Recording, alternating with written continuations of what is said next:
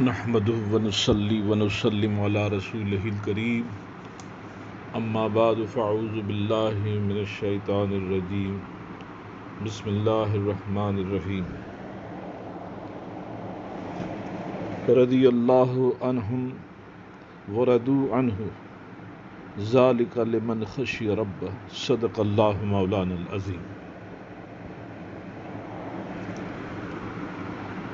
اللہ ان سے راضی ہے اور وہ اللہ سے راضی، یہ ان کے لیے ہے جو اپنے رب سے ڈرتے ہیں۔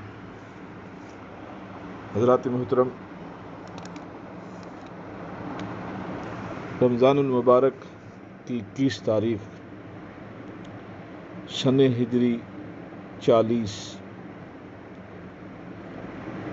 حضرت اسد اللہ غالب امام المشارق والمغارب حلال المشکلات والنوائب خلیفۃ المسلمین امیر المومنین نائب سید المرسلین سیدنا علی مرتضیٰ شیر خدا رضی اللہ تعالی عنہ کی شہادت کا دن ہے۔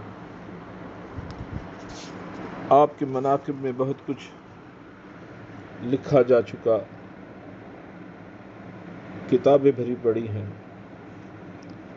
میں آپ کی عظمت کے بارے میں کلام کروں، مجھ میں یہ جسارت نہیں۔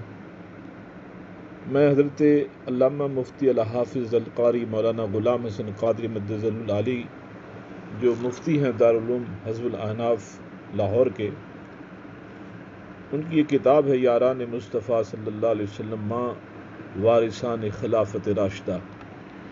اس میں انہوں نے حضرت علی کی شان و عظمت کے بارے میں بہت کچھ لکھا ہے۔ وہاں سے چند باتیں جو میری اور آپ کی نصیحت کا، اصلاح کا باعث بن سکیں، اور مناقب علی شیر خدا رضی اللہ تعالی عنہ کی کچھ مناقب کا اظہار بھی ہو سکے اپنی اصلاح اور خیر کے حوالے سے۔ کسی نے حضرت علی رضی اللہ تعالیٰ عنہ سے سوال کیا، رزق کتنے قسم کا ہوتا ہے؟ آپ نے فرمایا 2 قسم کا ہے، ایک مقسوم اور دوسرا مقصود۔ فرمایا مقسوم وہ رزق ہے جو تیری قسمت میں لکھ دیا گیا، ملے گا ہی ملے گا، تم اسے پھینکتے جاؤ، ضائع کرتے رہو، پھر بھی وہ تمہیں ملے گا۔ اور مقصود رزق وہ ہے، ارادہ کرو گے، جستجو کرو گے، اسے حاصل کرنے کے لیے تگ و دو کرو گے تو پھر پاؤ گے۔ فرمایا مقسوم وہ ہے جو تمہارے پیچھے بھاگتا ہے، اور مقصود رزق وہ ہے جس کے پیچھے تمہیں بھاگنا پڑتا ہے۔ سائل نے کہا، ایک شخص اسے جکڑ دیا جائے، رسیوں سے باندھ کر ایسے کمرے میں بند کر دیں جس میں داخل ہونے کا ایک ہی راستہ ہو، اسے مکفل کر دیا جائے، یعنی تالے لگا دیے جائیں، اور داخل ہونے کا کوئی ذریعہ راستہ اس میں باقی نہ رہے، تو اس کے بعد اس کے پاس کیسے رزق پہنچے گا؟ تو آپ نے فرمایا فرض کرو اس وقت اس کی موت کا وقت آ گیا ہے، بتاؤ اسرائیل علیہ السلام اس کمرے میں پہنچ جائیں گے یا نہیں اس کی روح قبض کرنے کے لیے؟ سائل نے کہا ہاں وہ تو ضرور داخل ہو سکتے، انہیں کوئی نہیں روک سکتا۔ تو آپ نے فرمایا اگر اسرائیل جان لینے آ سکتا ہے تو اس کمرے میں جس میں کوئی راستہ نہیں، وہاں میکائیل اللہ کی طرف سے رزق بھی پہنچا سکتا ہے۔ آج سارا جھگڑا رزق کا ہے، معاش کی فکر میں ہر آدمی کھلا جا رہا ہے، ہر ایک کو بس یہی فکر ہے کہیں بھوکا نہ رہ جاؤں، میرے بچے بھوکے نہ رہ جائیں، میرے گھر والے بھوکے نہ رہ جائیں۔ کل کی خبر نہیں ہے مگر پورے مہینے کا 6 ماہ کا اناج جمع کر کے گھروں میں رکھا جا رہا ہے۔ اس سے بات ثابت ہے کہ ہم نے اللہ پر بھروسہ چھوڑ دیا اور وقت اور حالات کی نظر ہو گئے، تو فکر ہماری اسباب پر رہ گئی، نظر ہماری اسباب پر رہ گئی، توجہ ہماری اسباب کی طرف چلی گئی، اور وہ جو مسبب الاسباب ہے، مالک ہے، جو رازق الرزاق ہے، جس نے رزق کا وعدہ فرمایا ہے، ہم نے اس طرف سے نظر پھیر لی۔ ایک بادشاہ تھا، اس نے اپنے وزیر سے کہا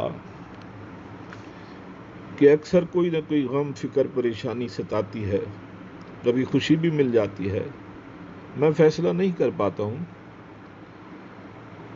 تو اس نے کہا کہ کوئی ایسا فکرہ، جملہ، ایسا لفظ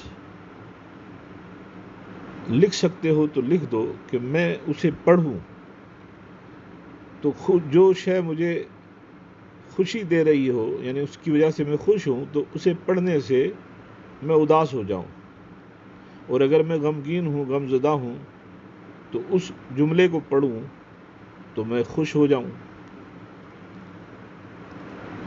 وزیر قابل تھا، ذہین تھا، اس نے جا کر ایک تختی پر ایک نقاش سے ایک عبارت لکھوائی، اور وہ عبارت کتنی تھی؟ یہ وقت بھی گزر جائے گا۔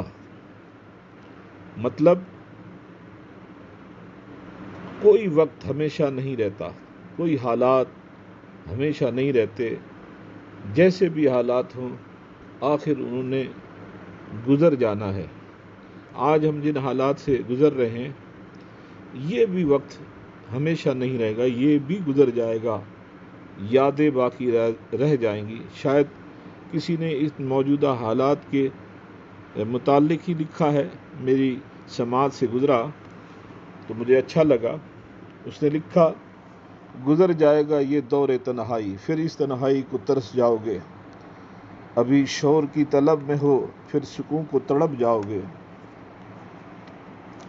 بے صبر ہو فرصت سے آج، کل فرصت نہ ڈھونڈ پاؤ گے، جھانک لو اندر اندھیرا ہے، کل روشنی میں بھٹک جاؤ گے، ڈھونڈ لو خود کو، موقع ہے، پھر اس جہاں میں کھو جاؤ گے، جاگو، جیو، یہی وقت ہے، پھر اپنے خوابوں میں سو جاؤ گے، وہ کل آئے گا تو ضرور، اس کل پہ پھر سدھار نہ پاؤ گے، مگر یہ گزر گیا دور تنہائی، تو یہ پھر موقع کہاں سے لاؤ گے۔